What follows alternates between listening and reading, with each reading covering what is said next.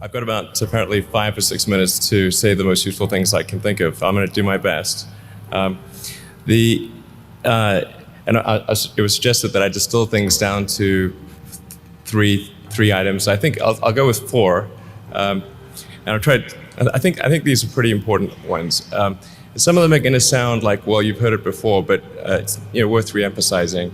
I think the first is you need to work, depending upon how well you want to do, and particularly if you're starting a company, you need to work super hard. So what does super hard mean? Well, when my brother and I were starting our first company, instead of getting an apartment, we just rented a small office and we slept on the couch. And we showered at the YMCA, and we're so hot up we had just one computer. So the website was up during the day, and I was coding at night, 7 days a week, all the time. And I sort of briefly had a girlfriend in that period, and in order to be with me, she had to sleep in the office. So work hard, like every waking hour. That's the thing I would say particularly if you're starting a company. And if you do simple math, you say like, okay, if somebody else is working 50 hours and you're working 100, you'll get twice as much done in the course of a year as the other company. The other thing I'd say is that if you're creating a company or if you're joining a company, the most important thing is to attract great people. So either join a group that's amazing, that you really respect, or if you're building a company, you've got to gather great people. All a company is a group of people that have gathered together to create a product or service. And so depending upon how talented and hardworking that group is, and the degree to which they are focused cohesively in a good direction, that will determine the success of the company. So do everything you can to gather great people if you're creating a company.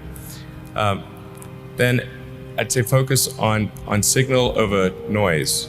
A lot of companies get confused. They spend money on things that don't actually make the product better.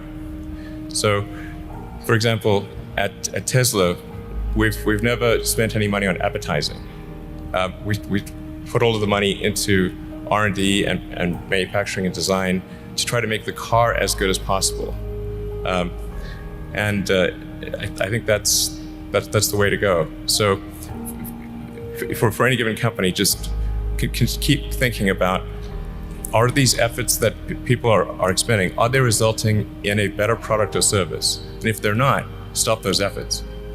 And then the final thing is to sort of don't just follow the trend. So you may have heard me say that it's good to think in terms of the physics approach of first principles, which is, rather than reasoning by analogy, you boil things down to the most fundamental truths you can imagine, and you reason up from there. And this is a good way to figure out if something really makes sense, or if it's just what everybody else is doing. It's hard to think that way. You can't think that way about everything. It takes a lot of effort. But if you're trying to do something new, it's the best way to think. And that framework was developed by physicists to figure out counterintuitive things, like quantum mechanics. So it's really a powerful method.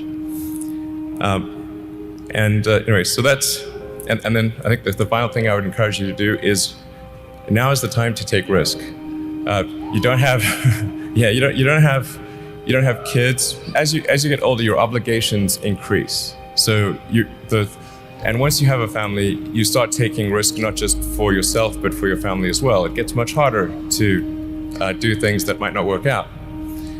So now is the time to do that before you have those obligations. So I would encourage you to take risks now. Do something bold. You won't regret it. Thank you.